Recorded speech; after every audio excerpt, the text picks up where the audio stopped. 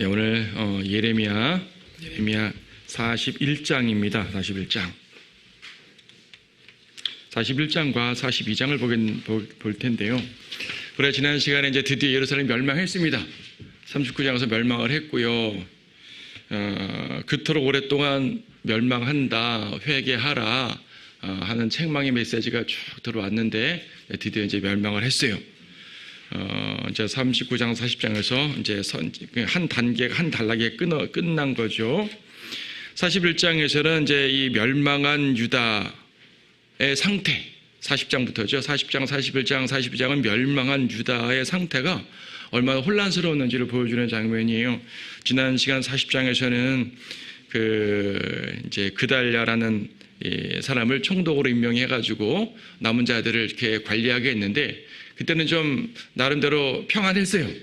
그달랴가 선정을 베풀고 나름대로 평안하고 또 이렇게 약간의 다소 번영도 있게 되었는데 41장부터는 또 그렇지 않은 모습을 보게 됩니다. 봅시다. 그때 일곱째 달에 왕의 시 중에서 엘리사마의 손자여 느다니의 아들인 이스마엘이 왕의 고관들 곧 그와 함께한 10사람과 미스파로 아이캄의 아들 그달랴에게 가서 그들이 미스파에서 함께 음식을 먹었는데, 느다니의 아들 이스마엘과 그와 함께한 10사람이 일어나서 바벨론 왕이 그 땅을 다스리기 위해 총독으로 세운 사판의 손자요 아이캄의 아들인 그달랴를 칼로 쳐서 그를 죽였더라.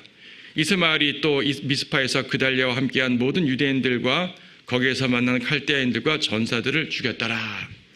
이 그달랴를 죽입니다. 여기 누가 이스마엘이라는 사람이 나오는데, 이 사람은 우리 40장 8절에서 많은 사람들이 지방 군벌 세력들, 도망간 군인 세력들이 그달랴에게로 모여오는 과정인데요. 그 사람들 중에 이스마엘도 있었고 요하난도 있었고 여러 명이 있는 거죠. 근데 이제 요하난이 이스마엘에 대해서 경고를 했는데 그달랴가 경고를 듣지 않았다가 결과적으로 이스마엘에게 죽임을 당하는 부분입니다. 자, 이스마엘 어떤 사람입니까? 지금 1절에 보니까 왕의 시 중에서라는 표현을 썼어요. 그러니까 왕족 출신인 거죠. 왕족 출신인데 서기관 출신의 그달랴가 통치자가 됐으니까 불만이 있었겠죠. 불만이 있었고 세력들을 좀 모았던 것 같아요. 자기는 왕족 출신이고 저 사람은 서기관 출신인데 당연히 기분 나쁠 수도 있죠. 하지만 그냥 기분 나쁘다고 될 것은 아니죠. 명분이 있어야죠. 어떤 명분을 내세웠을까요? 아마도 이 그달랴가 바빌론 앞잡이가 아니라 바빌론 앞잡이다. 바빌론 앞잡이로서 이 땅을 통치한다. 그런 명분을 내세워서 이제 이런 일을 벌인 것 같습니다. 10절을 보니까 이스마엘은 왕을 죽이고, 왕이 아니라 총독을 죽이고 암몬으로 도망가는 모습 보죠. 암몬의 사주를 받은 것이 맞지 않냐, 이렇게 이제 앞에서 요하난이 지적한 대로 그 모습이 이제 보여지는 거예요. 그달랴는 요하난의 경고를 무시하다가 살해됐죠. 4절부터 보게 되면은 그달랴를 죽인 지 이틀이 지났어도 그것을 아는 사람이 없었습니다. 철저히 비밀로 유지한 것이고요. 비밀도 비밀이지만 당시 유대 사회가 상당히 축소된 사회이기 때문에 그 당시 임시 수도가 미스파라 그랬거든요. 미스파는 예루살렘에서 좀 윗부분인데 미스파라는 그 조그만 동네에서 통치를 했으니까 죽어도 잘 모르죠. 그리고 철저히 차단시켰겠죠. 그걸 모르는 사람 80명이 5절에 보니까 이제 예루살렘으로 오는 거예요. 80명이나 되는 어떤 사람들이 그들의 수염을 밀고 옷을 찢고 몸에 상처를 내고 수르는 제물들과 향을 가지고 세켐과 실로와 사마리아로부터 왔어요. 어디로? 주회전으로. 사실 주회전은 이미 깨진 상태거든요. 파괴된 상태거든요. 그래도 그쪽으로 가겠다는 얘기죠. 어디서 왔다고요? 실로, 세켐, 사마리아. 그러니까 분열 왕국 시대에 북쪽 지파에 있던 사람들입니다. 그 사람들이 주회전으로 오면서 슬퍼 울면서 애도하러 오는 거죠. 애도하러 옵니다. 그 애도하러 온 무리를 이스마엘이 또 죽입니다. 맞이하는 척 하다가 죽입니다. 그렇죠. 6절에 보니까 울면서 맞이하고요. 맞이해서 와가지고 그들을 이제 죽여서 구덩이에 넣어버려요. 일부만 도망을 가는 거죠. 이 사실을 11절 보니까 요하난이라는 사람이 듣습니다. 요하난이란 또 다른 군대의 장수가 듣고요. 이스마엘을 물리치죠. 그러니까 이스마엘은 이 80명 중에서 이제 70명 정도를 죽이고 10명 정도 도망갔고 또 미스파에 남아있던 그달리아 밑에 남아있던 사람들 다 끌고 암몬으로 가는 길인데 이때 요하난이라는 사람이 와가지고 요하난은 누구예요? 이스마엘을 경고했던 사람이죠. 와서 그 이제 잡혀가는 사람들 구출해주고 이스마엘을 물리칩니다. 죽이지도 않고 물리쳐요. 얼마나 지금 혼란된 상태입니까? 시드키야 왕이 멸망해서 바벨론 사로잡혀 갔고요.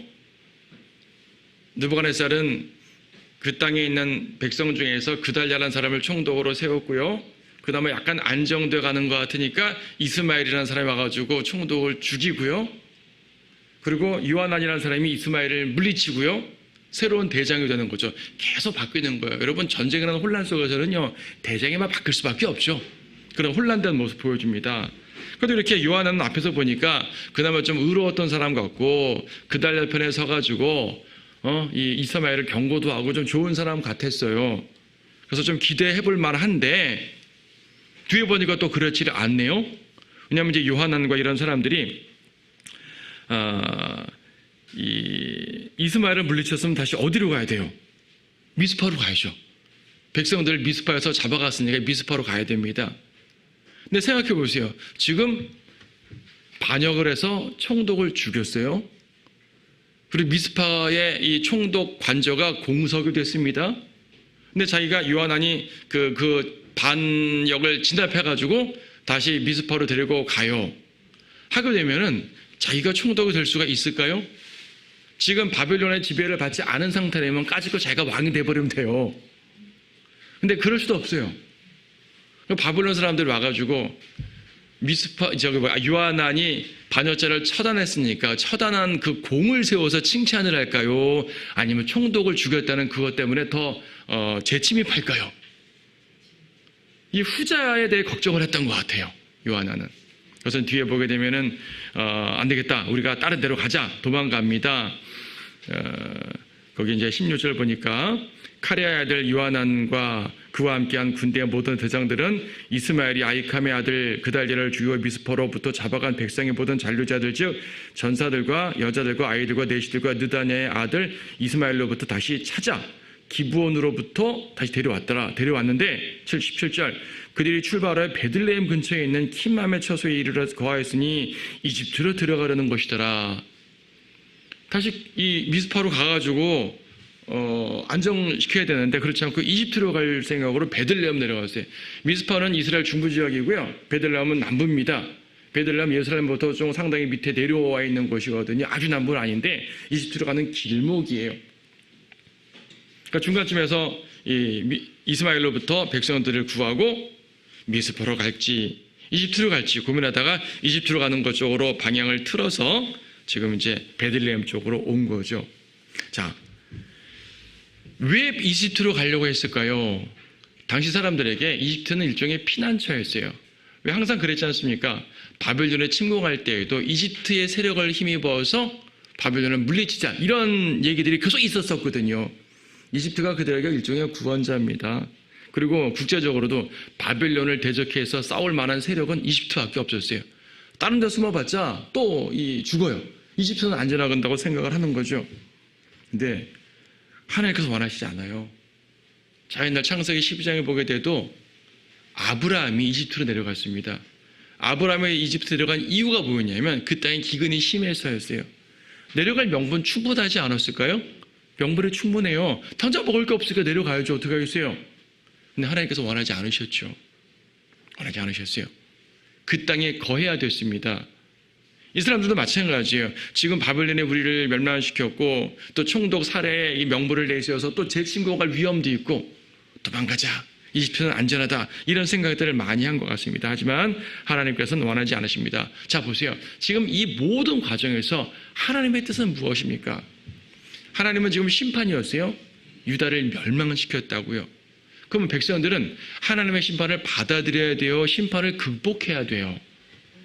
받아들여야 되는 거예요. 세상적으로 말하면은 이 고난을 극복해야죠. 고난을 극복하고 새로운 길을 모색하는 게 맞죠.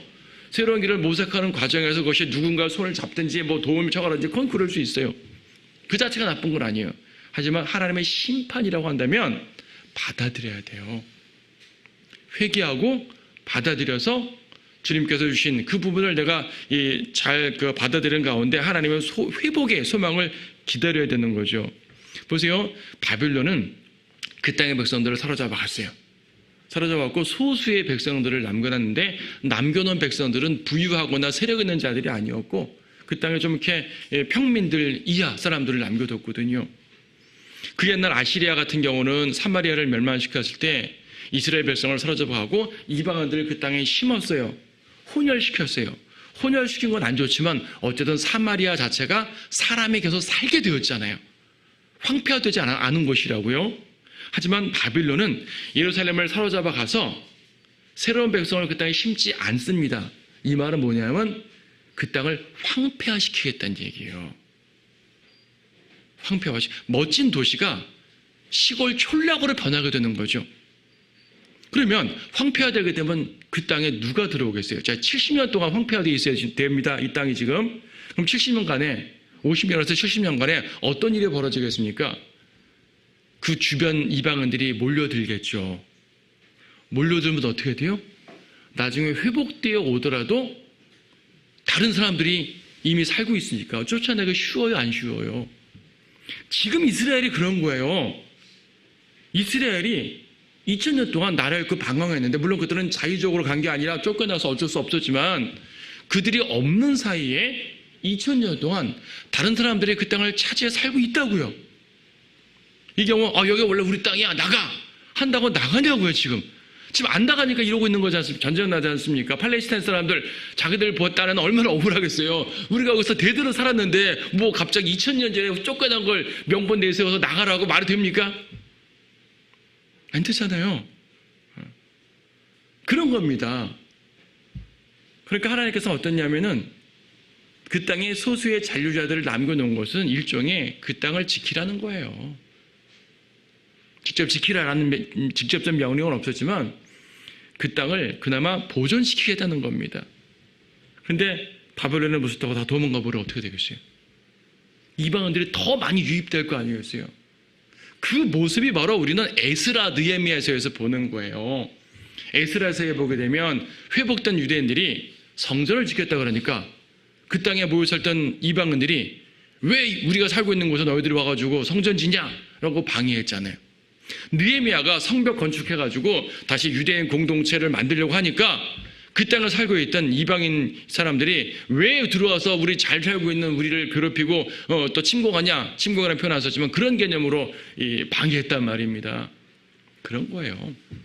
심판을 받아들이고 그곳에서 잠잠히 거하면서 하나님 뜻을 기다리고 그러면요 앞에 40장 뒷부분에 그 그달랴 하에서 어땠어요? 포도도 심고 농사도 짓고 하게 되면 약간의 번영도 주시고 그곳을 살게 만들어 주신다고 약속하셨어요. 근데 그걸 거절하고 도망가는 거죠. 인간적 생각이죠. 그리고 자기들이 그달랴 죽인 것도 아니잖아요. 바벨론에 오면 충분히 협상할 수도 있는데 이 사람들의 마음속에 이집트를 갈구했던 겁니다. 이 황폐한 땅에서 사느니 이집트에 가서 제대로 살자. 이 땅은 언제 또 침공될지 모른다. 42장에 또 그 모습이 나옵니다. 인간들의 욕망은요 어떻게든 세력을 만들려고 합니다. 그달랴를 물리친 이스마엘도 세력을 만들려고 했고 이스마엘을 물리친 누구예요? 여기 누구예요? 그 요하난도 세력을 만들려고 한 것이고 욕망은 세력을 만들려고 하게 되고 세력은 혼란을 야기시킵니다. 하나님께서 인정하지 않은 권세는요 혼란만 야기시키는 거예요. 자, 42장은 어떤 일이 벌어집니까? 이어지는 사건인데 42장 그때 군대의 모든 대장들과 카레아의 아들 요하난과 호사야의 아들 예사냐와 모든 백성의 이제 대표장 요하난입니다. 작은 자로부터 큰 자 이르기까지 가까이 나와 선지자 예레미야에게 말하기를 우리가 당신께 부탁하노니 우리의 간구가 당신 앞에 받아들여져서 우리 곧 이 모든 남은 자들을 위해 주 당신의 하나님께 기도하여 주소서. 이는 당신의 눈으로 우리를 보는 것 같이 우리가 많은 가운데서 소수만에 남아있음이니이다. 주 당신의 하나님께서 우리가 나아갈 길과 우리가 행해야 할 일을 우리에게 보여주시게 하소서 하니 선지자 예레미야가 그들에게 말하기를 내가 너희에게 들었으니 보라 내가 너희의 말대로 주 너희 하나님께 기도하리라. 그러므로 주께서 너에게 응답하신 것이 무엇이든지 내가 그것을 너희에게 선언하고 나는 너희에게서 아무것도 숨기지 아니하리라 하더라. 그러자 그들은 예레미야에게 말하기를 주 당신의 하나님께서 그 일들을 위해 당신을 우리에게 보내셨으니 우리가 모든 것들을 행하지 아니하면 주께서 우리 사이에 참되고 신실한 증인이 되시기를 원하나이다. 그 응답이 좋든 나쁘든 간에 우리가 주 우리 하나님의 음성에 복종하리이다. 우리가 그분께 당신을 보내오니 우리가 주 우리 하나님의 음성에 복종하면 우리에게 복이 되리이다 하더라. 자, 요한안이 데리고 가는 무리 중에 예레미야가 있었던 거예요. 예레미야에게 기도를 요청하는 거죠. 내가 우리가 보니까 당신은 참 선지자요. 당신의 말대로 다 이루어졌지 않소. 그러니까 이번에도 하나님께 간구해 주시오.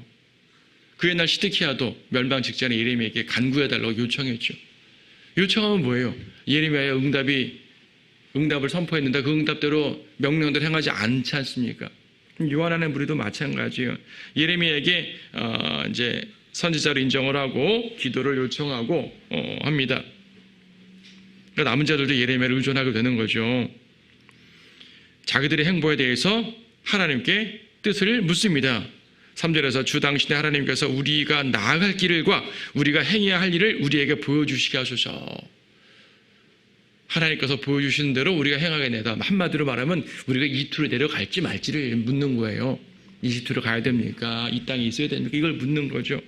예레미야는 기도하겠다. 오케이, 기도하겠다 이거죠. 여러분, 주의 뜻대로 행하겠습니다. 주님께서 보여주시는 길로 걷겠습니다. 외형적으로는 상당히 올바른 기도예요. 3절이 요청이에요. 그렇죠? 여러분들 기도할 때 항상 주의 뜻대로 이루어 주소서, 주님의 뜻을 구하고요. 주님의 뜻이 어떤 것을 가리키든지 간에 그 뜻을 따르겠습니다. 이게 정직한 모습이죠. 근데요, 이렇게 말을 하는 것과 실제로 그렇게 행하는 것은 다르죠. 시드키야도 그렇게 말은 했지만 행하지 않았습니다. 이 요한안도 마찬가지예요. 자기들의 마음속에 길을 정해놨어요. 길을 딱 정해놓고 하나님께서 보여주시는 길대로 가겠습니다. 자기 생각에는 하나님이 이 길을 승인할 거라고 생각을 하는 거예요. 우리가 계획한 길이 아무리 봐도 잘못된 게 아닌 것 같거든요. 하나님이 반대할 이유가 없어요. 그래서 하나님께서 이 길을 승인해 주시면은 자기들이 계획한 것이 정당화되잖아요. 이걸 목적으로 한 거죠. 오늘도 많은 이들이 이렇게 기도합니다. 주의 뜻대로. 근데 순종을 안 하잖아요. 순종을 안 해요.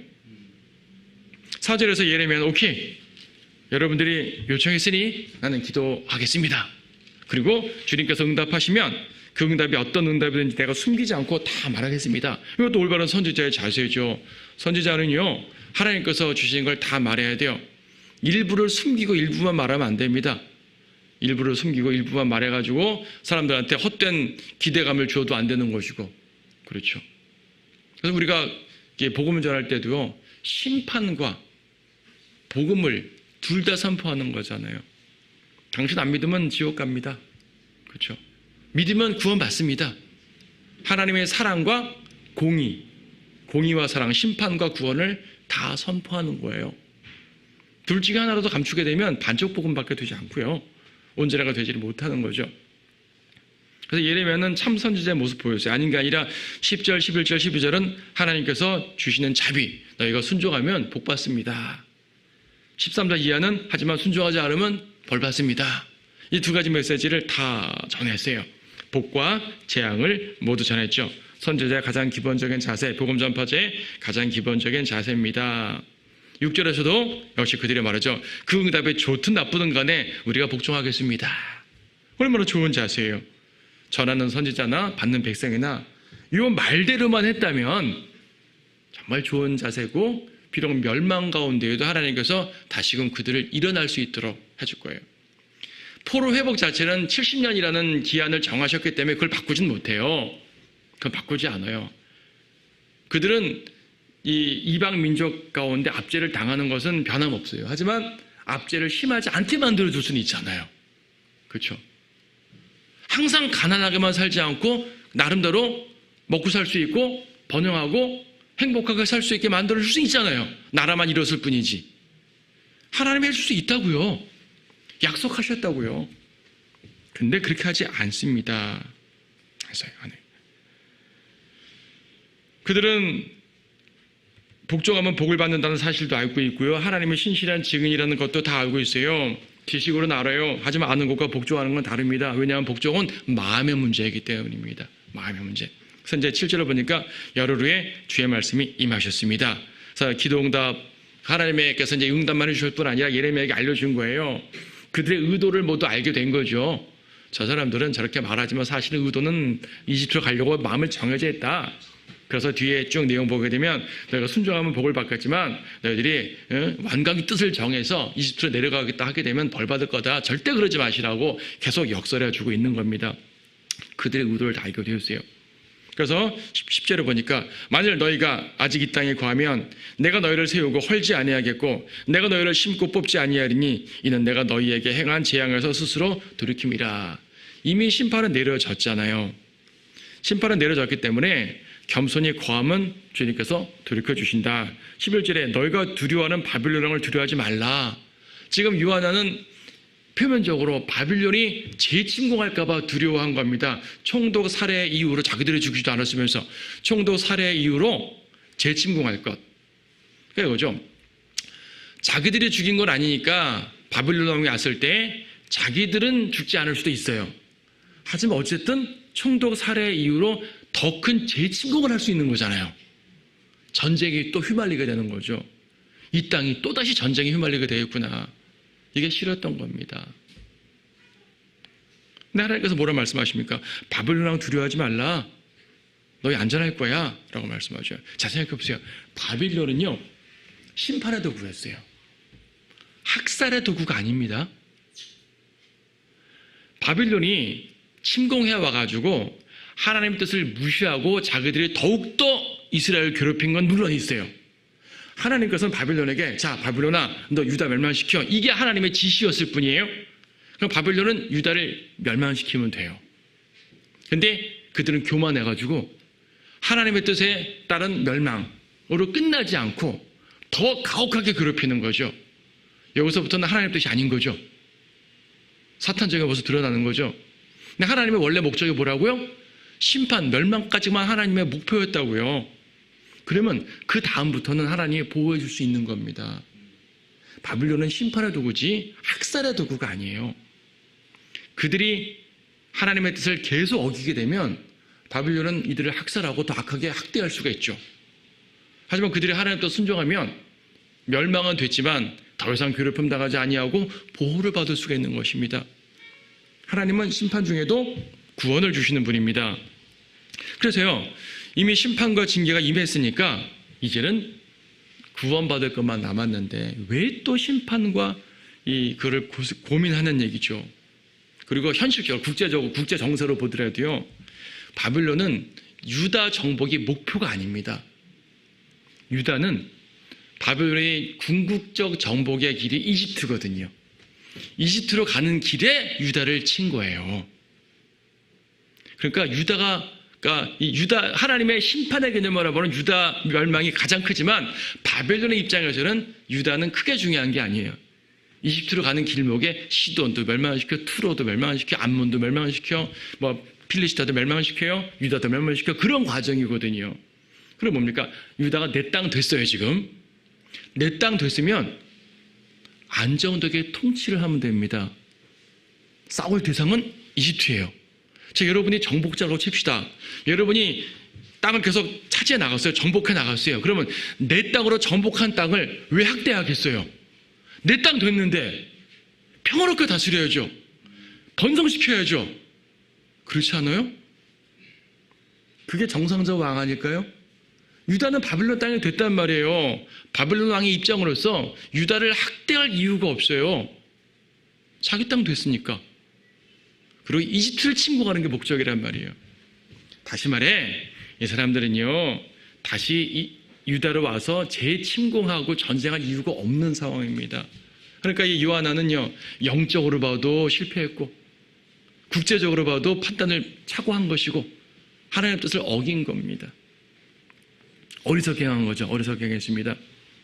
그래서 15절 보니까 너희 유다의 남은 자들아 이제 주의 말씀을 들으라. 만군의 주 이스라엘의 하나님 이같이 말하노라. 만일 너희가 이집트로 들어가서 거기서 기거하려고 완강의 뜻을 정한다면, 완강의 뜻을 정해버려요.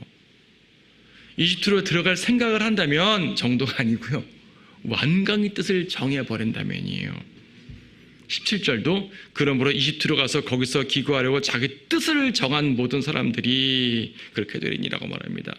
이들은 마음의 뜻을 완강히 정해놓은 상태에서 형식적 기도 부탁을 한 거예요. 여러분 옛날 종교 국가들 말입니다. 기독교 국가든 이슬람 국가든 불교 국가든 세상의 모든 종교를 표방한 국가들 말입니다. 이런 국가들은 항상 종교 지도자들을 선대합니다. 왜 그럴까요? 자기들의 정치적 권력, 군사적 권력을 뒷받침하는 요소로서 종교를 선호하는 거예요. 우리나라 옛날 삼국시대까지 가더라도 삼국시대 왕들이 불교를 막 승인해서 불교를 권장했거든요. 이 사람은 신앙심이 두터워서 부처에 대한 신앙이 두터워서 불교를 공인한 것이 아니라 불교라는 그 종교를 통해서 자기의 왕권을 강화시키려는 목적인 거거든요. 유럽의 기독교 국가들도 똑같아요. 교황 세력을 얻어서 자기들의 왕권 강화를 하는 게 목적이에요. 이 사람들도 마찬가지입니다. 요한도 마찬가지예요. 예레미야를 선지자를 통해 가지고 자기들의 뜻을 굳건히 세운 것을 강화시키고 인정받고 하려는 거죠. 하나님의 뜻은 들러리예요. 내 뜻이 중요한 거죠. 하나님은 그냥 내가 원하면 축복을 해주시면 된단 말입니다. 오늘날 많은 기독교인들의 모습이죠. 그들은 하나님이 목적이 아니라 수단이에요. 나의 번영, 나의 축복, 나의 힘, 나의 권력, 나의 재물, 이것이 목적이고 예수 그리스도는 그것을 이루기 위한 수단에 불과하는 거죠. 기도를 하면서도 나한테 축복만 내려주시면 됩니다. 뭘 자꾸 나한테 참견하셔요. 당신은 내가 기도하면 응답은 해주시고 축복을 해주시면 됩니다. 우리 사랑한다고 그랬지 않습니까? 이거예요. 얼마나 많은 이 개신교인들이 여기에서 오류를 범하고 있습니까? 그것이 모두 해 아래 새 것이 없어요. 다 옛날부터 성경부터 있는 그런 모습들입니다. 자, 완고한 마음이죠. 너무나 완강해서 하나님의 뜻이 들어와 자리를 잡을 수가 없는 상태가 되어버렸습니다. 굳은 목, 완고한 마음. 하나님께서 이스라엘에게 항상 썼던 말이잖아요. 교만한 모습.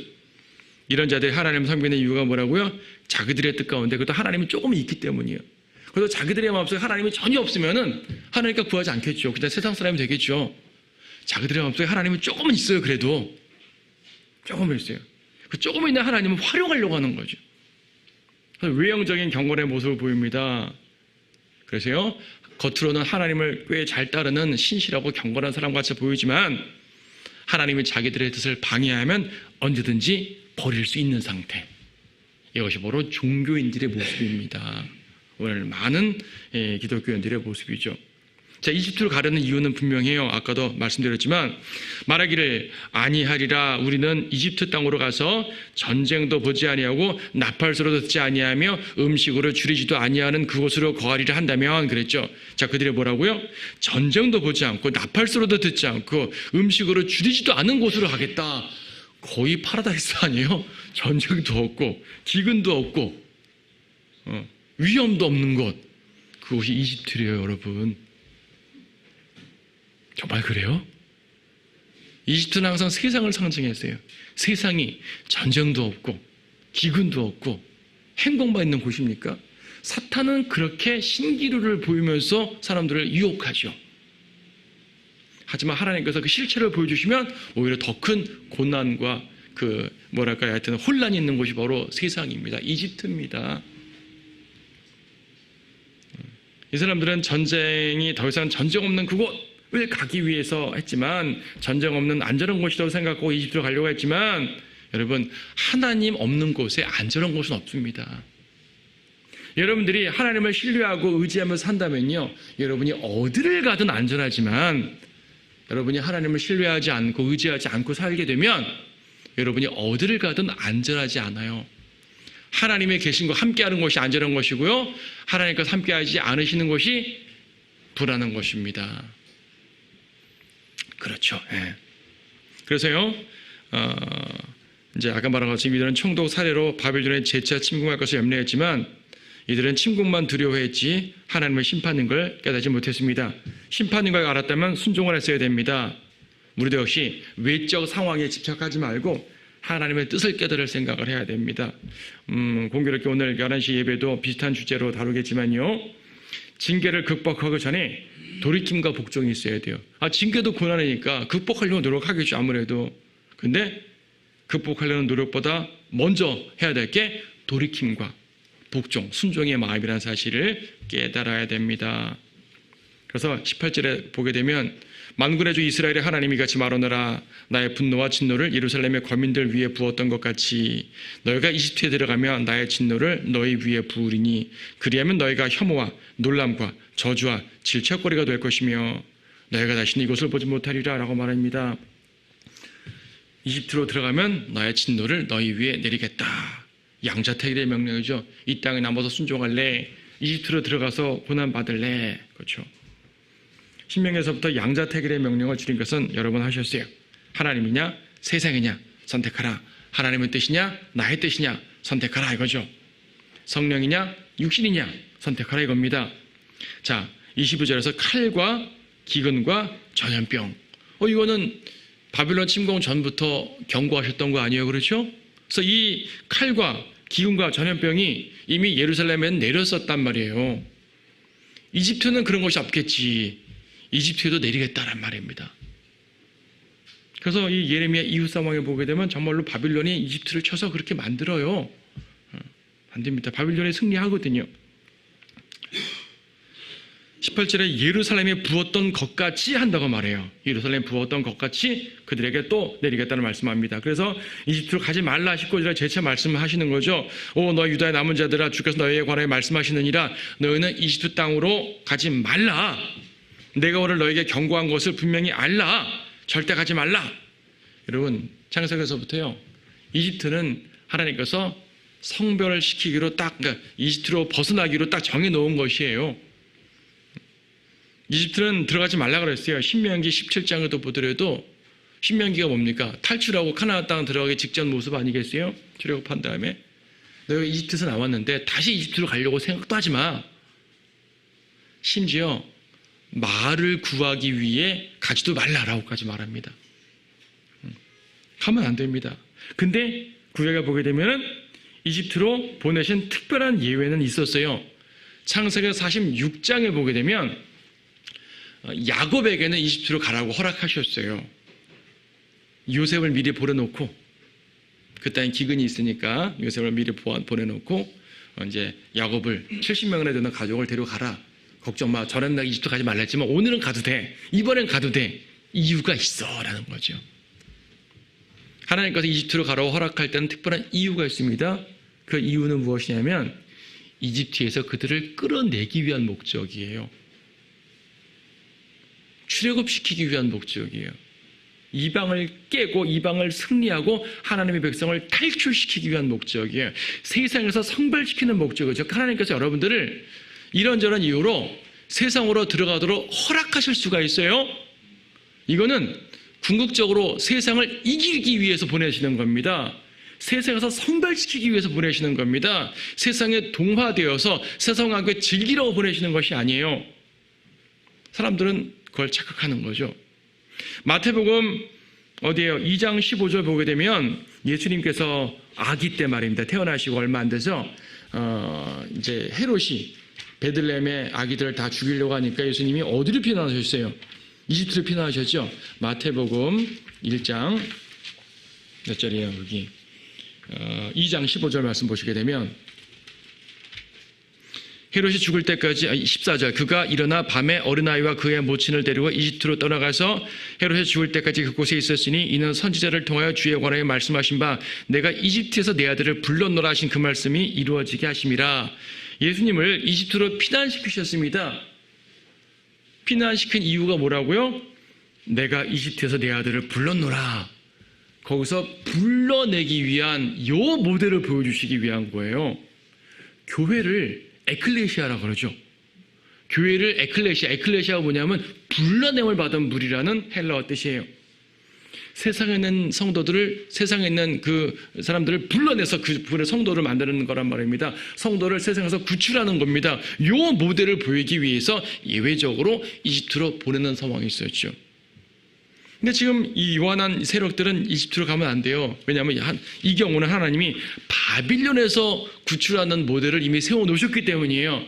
그래서 백성들을 바빌론으로 이미 잡아갔거든요. 하나님은 70년 후에 바빌론에서 돌이키는 이 모델을 보여주시려고 하는 겁니다. 근데 얘들은 이집트로 또 가요? 허락하지 않은 모델을 만들려고 하면 안 됩니다. 이들은 세상으로 피난을 가려고 했어요. 하나님은 원하지 않습니다. 하나님의 특별한 허락하심 없이 이집트로 내려가는 것은 항상 부정적이라는 사실. 성도들에게도 너희는 세상으로 가지 말라. 우리가 표면적으로는 세상에서 돈도 벌어야 되고 일도 해야 되고 생계 유지를 위해서 세상으로 가야죠. 또 복음 전파를 위해서 거룩한 목적으로 세상으로 가기도 합니다. 세상으로 가지 말라는 말은 세상에 좋아서 그들과 하나 되기 위해 가지 말라는 얘기죠. 목적을 갖고는 물론 갈 수가 있는 거죠. 그런 목적을 수행하는 가운데서 목적을 잃어버리게 되면 이집트의 동화가 된단 말이에요. 그래서 우리의 목적이 하나님 말씀 안에서 우리의 본향이 어디에 있는지, 어디인 것인지, 우리의 소망이 어디에 두는 건지 이걸 분명히 깨달은 상태에서 세상에서 활동을 하더라도 하시라는 얘기예요. 그래야 여러분들의 나그네 신분을 잊지 않습니다. 그걸 잊게 되면 내가 나그네인가 여기 정착민인가 혼동해버리는 겁니다. 자, 그렇죠? 20절에서 너희 마음을 속이면서 말하지 말라 이거죠. 그들은 이집트로 내려가는 것이 완강히 뜻을 거했는데 사실은 자기 스스로도 속이는 거예요. 여러분, 죄 짓는 사람들은 자기 스스로 속이는 겁니다. 세상에게도 속고 마귀한테도 속지만 나중엔 자기 자신에게 속게 되는 거예요. 그래서 하나님의 말씀을 굳게 의지해야 됩니다. 그래야 승리할 수 있습니다. 복종하지 않는 마음, 순종하지 않는 마음, 이거는 저주입니다. 그 자체로 양자택일의 명령에서 저주를 선택하는 어리석음을 보여주는 거죠. 포로전이나 포로후나 달라진 게 없어요. 인간의 죄성이란 동일합니다. 그래서 이제 구약은요, 하나님과 여러 번 해결하려고 하더라도 계속 죄 가운데 있는 게 죄성이 해결되지 않아서 그런 거예요. 그래서 예수님이 오신 거예요. 예수님이 외형적으로 왕국을 회복하고 다 소용없어요. 인간의 죄성이 해결되지 않으면은 외형적으로 어떻게 회복시켜도 안 되는 거 아시거든요. 그래서 죄성을 먼저 해결하기 위해 십자가 죽으시고 우리 죄를 용서해 주시고 죄를 해결해 주신 거예요. 우리는 이 근본적인 것이 해결이 됐기 때문에 주님께 나아가기만 하게 되면 주님의 뜻 가운데 온전히 거할 수가 있어요. 구약 이스라엘이 우리에게 갔던 본이 되긴 하지만 그들보다 더 나은 위치에 있는 거죠. 이들처럼 세상으로 나아가서 영적으로 고생할 이유가 전혀 없다는 사실, 이것을 분명히 알고 하나님의 말씀 안에 온전히 거하시는 여러분 되기를 바랍니다.